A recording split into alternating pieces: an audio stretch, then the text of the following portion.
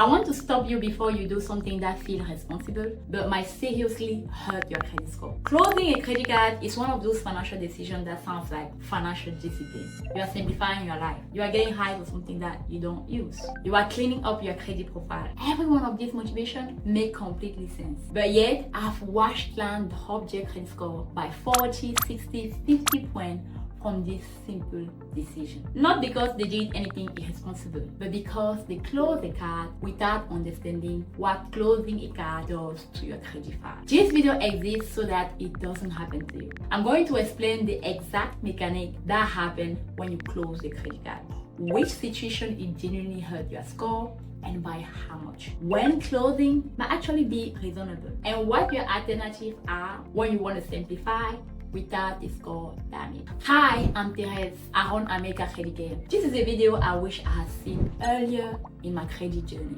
Let's get into it. Chapter 1, the two mechanisms that hurt your score. When you close the credit card, two specific things happen to your credit file that can lower your score. You need to understand both of them clearly. Mechanism number 1, your credit utilization ratio increases immediately.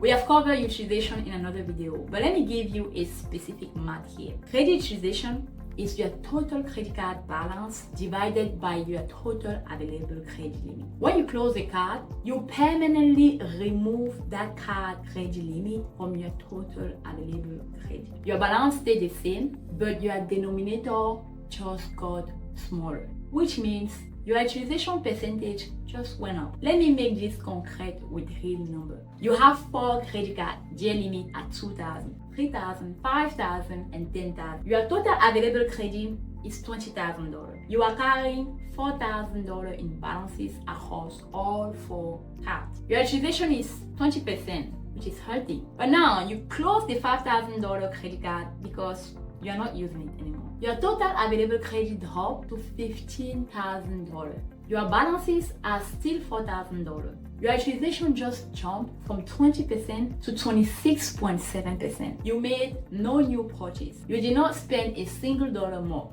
but your score dropped because your utilization ratio shifted. Now, run the same scenario if you were carrying $7,000 in balances on $20,000 available credit. 35% utilization. Now, if you close that $5,000 card, your available credit dropped to $15,000 and your utilization becomes 46.7%. That is a very significant shift that could cost you 30, 40 or more points. Mechanism number 2, your average age of account can decrease over time. The length of your credit history makes up 15% of your overall FICO score calculation. Within that, the age of your oldest account, the age of your newest account, and the average age of all your accounts play a role. When you close the credit card, the account remains on your credit report for up to 10 years if it was in good standing. So the immediate impact on your average account age is minimal. The account is still there, still contributing on your historic length. The long-term problem comes when the account eventually falls off your report after 10 years window. At that point, if it was one of your oldest accounts, your average account age can drop drastically. The more cards you close, the more of that historical debt you are eventually eroding. For someone who is 20 years into their credit history with multiple accounts, this is a minor concern.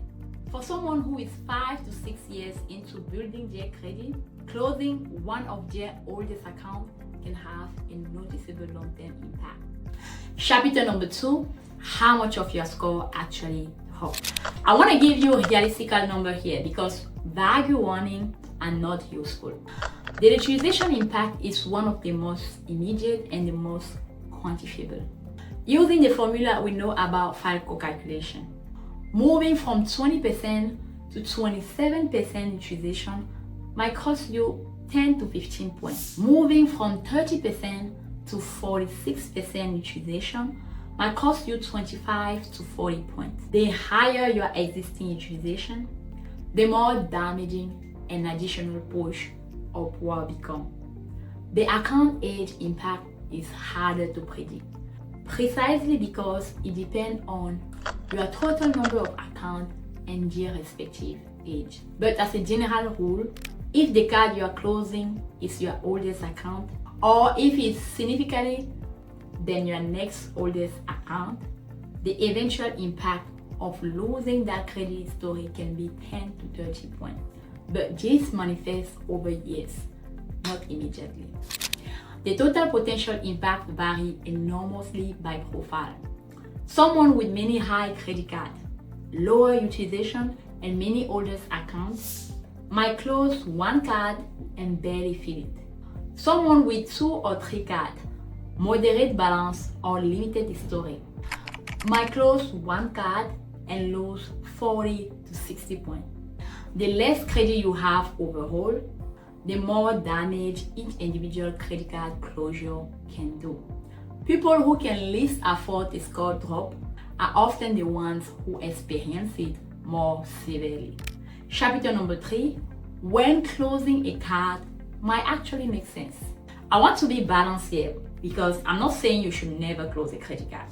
There are circumstances where closing makes sense, and the score trade-off is worth accepting.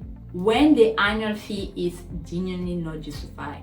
If a card has a $500 annual fee and you are not using the reward or benefit that justify that fee, that is real money leaving your account every year. In this case, do a careful calculation. Estimate the utilization impact of closing. Weigh that against the annual cost of keeping the card open. If the fee is significant and the utilization impact is small, because you have other high limit cards, closing might be a financially reasonable decision. Another situation is when a card is causing you to overspend. Your financial health and mental health are more important than your credit score. If having a particular card open is creating a behavioral problem, if it's too tempting to use, if it's enabling spending patterns that are hurting you financially, the score cost of closing may be smaller than the financial damage of keeping it open and using it irresponsibly. Your long-term financial stability matters more than a number. Number 3, when is a store card with no limit and no historical value? A retail store card with a $300 credit limit that you opened 2 years ago contribute very little to your credit profile. Its utilization contribution is minimal. Its historic contribution is minimal.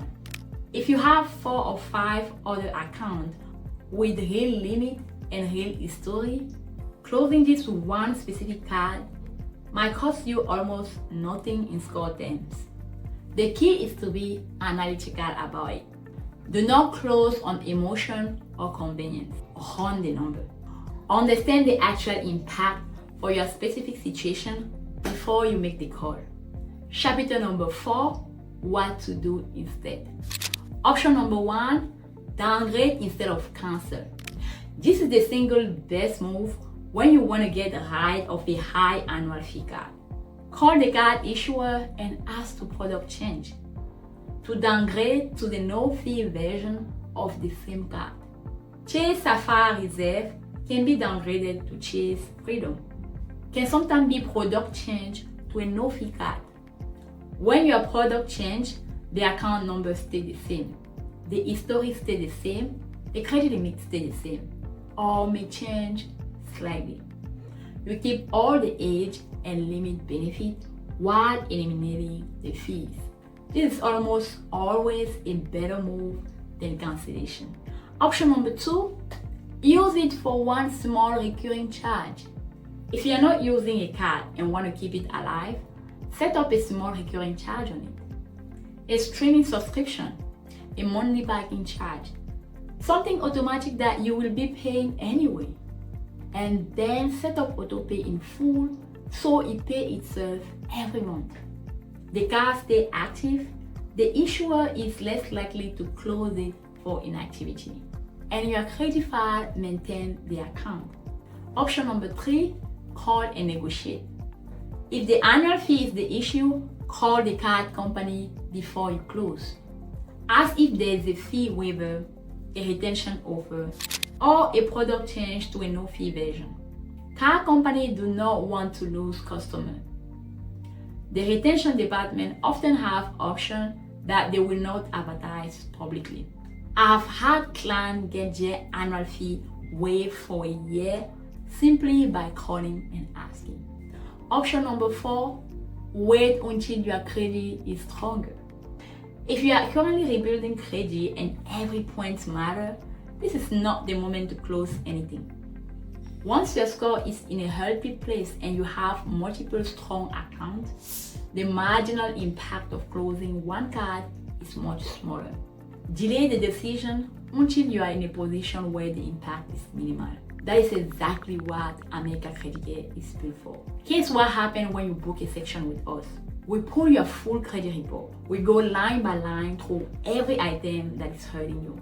Every collection, every late payment, every charge-off, and every inquiries that should not be there. And then we build you a personalized action plan.